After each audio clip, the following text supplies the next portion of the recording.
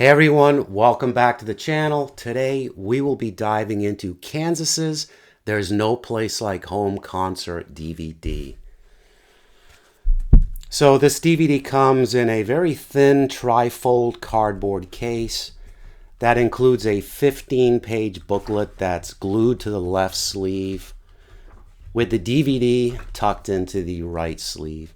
Both the booklet and case feature several band photos and the set list and credits, and a short essay about the concert.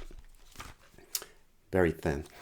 Stick around until the end and I will display the full set list for this concert. So There's No Place Like Home marked the 35th anniversary of the band Kansas, and it marvelously covers every period of their long and storied career. Throughout the 70s, Kansas were the preeminent American symphonic progressive rock band in the world, thanks to the massive success of their two breakout albums, 1976's Leftoverture and 1977's Point of No Return, which both reached multi-platinum status. Leftoverture immediately became one of my favorite albums when I first picked it up back in '76. And it remains one of my all-time favorites to this day.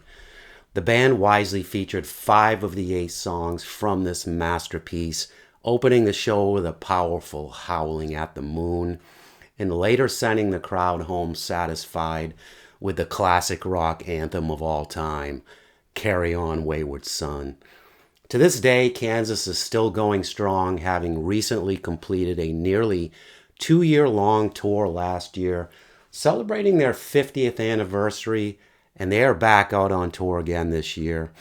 Longtime Kansas fans will know that the band has persevered through numerous key lineup changes, including 3 different lead vocalists, and I could spend an hour just discussing the dozen or more current and past members of the band and their impacts, but I won't.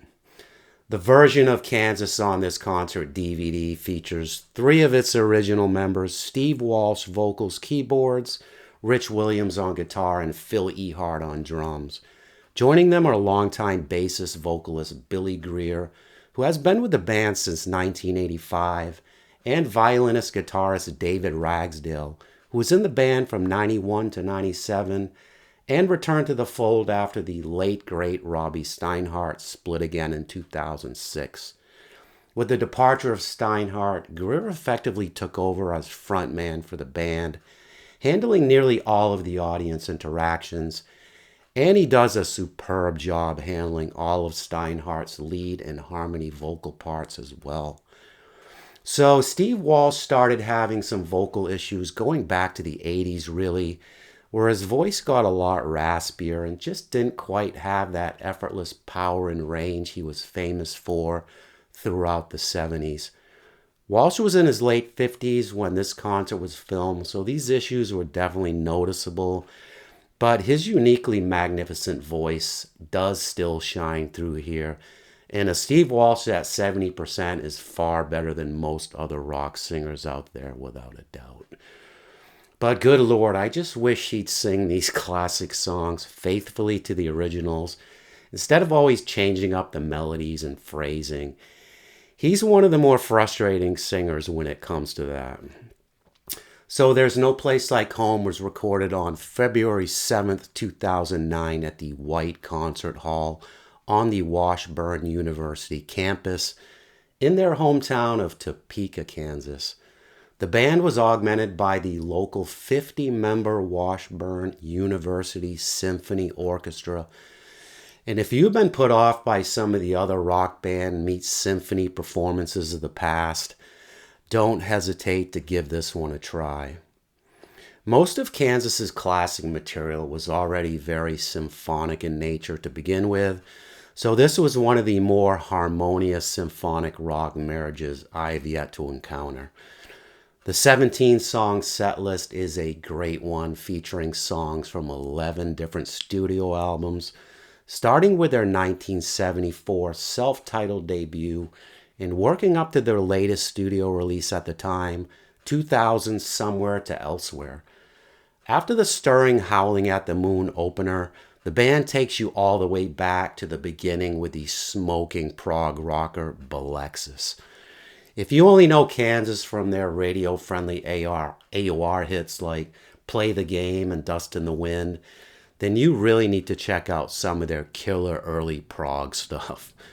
The Washburn Symphony Orchestra sounded magnificent this night, and they were mixed perfectly throughout the entire concert. They never really overpowered the band's playing, as with other orchestra-accompanied rock and metal concerts I've seen, but they still made these performances sound huge. Nowhere was this more apparent than during one of my favorite early Kansas epics, Song for America, where the powerful orchestration kept me in goosebumps throughout the entire piece. It was amazing. Kansas not only revisited some of their lesser-known albums and songs from this show, but they also invited a couple of famous ex-members to join them on stage.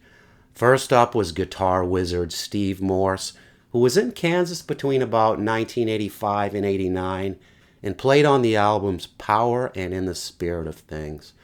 Watching his magic fingers dance around the fretboard during the instrumental Musicato was nearly worth the price of admission alone, and it caused an enthusiastic standing ovation from the crowd. One of many this night. I never really did get into the Steve Morse era of the band, though, even after buying both of those albums when they first came out. But it was certainly cool to see Morse up there representing that era of the band. The highlight of the show for me, though, was seeing Kerry Livgren up on stage with the band again. Livgren was the founding member and one of the primary songwriters in Kansas until he quit the band in 1983. In 2000, he did reunite with Kansas to write and record the outstanding album Somewhere to Elsewhere, but he declined to tour with the band again, unfortunately.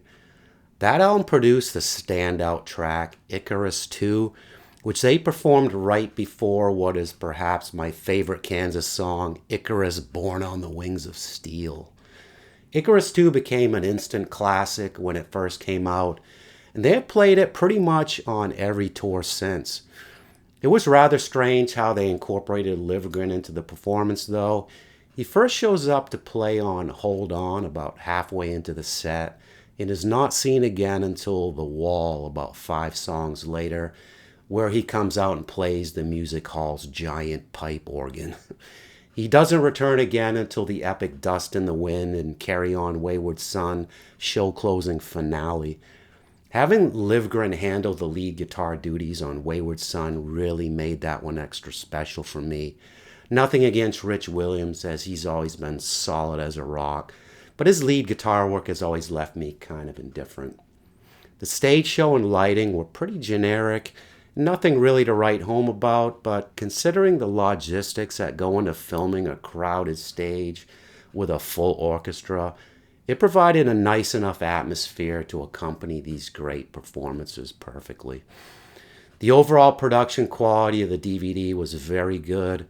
The DTS and Dolby Digital 5.1 surround tracks both sounded excellent here, and a particularly exceptional job was done mixing the band and orchestra together. I can imagine how challenging this must have been. The picture quality and camera work looked pretty good overall, with some occasional blurry, grainy, and dark shots spread about here and there. And the cameras were constantly zooming in and out and panning the stage and crowd, and this could get a little dizzying after a while, but there were also plenty of nice lingering close-ups of each of the band members to really balance things out nicely. The only bonus feature was a soundcheck jam of Down the Road, which also included Morse and Livgren on guitar. And this was really a cool performance, and a shame that it wasn't incorporated into the set as an encore with everyone involved. The set list shown here featured 17 songs, and the concert runtime was 1 hour and 45 minutes. As for my ratings of this concert DVD, my overall production rating is an 8 out of 10. And my overall performance rating is also an 8 out of 10. So There's No Place Like Home is easily the best official concert video Kansas has put out. But then again, they haven't put out many. It's damn near criminal that there are no official Pro Shot concert videos of Kansas in their prime from like the Leftoverture or Point of No Return tours. I've seen Kansas in concert several times since Ronnie Platt took over for Steve Walsh on lead vocals and keyboards in 2014, and they were fantastic. Platt is an excellent singer who sounds pretty similar to Walsh and really breathed new life into this band, both in the studio and in concert. With Platt, Kansas also released 2 excellent albums with 2016's The Prelude Implicit and 2020's The Absence of Presence. And you old school Kansas fans should definitely not sleep on these 2 excellent albums. All right, that's it for me today. Let me know your thoughts on Kansas's There's No Place Like Home concert video in the comments. And don't forget to like and subscribe for more. If you could, please also support this channel by using the Amazon Associates links in the description to purchase any of the DVDs and CDs I mentioned in this review. Thanks, and catch you guys next time.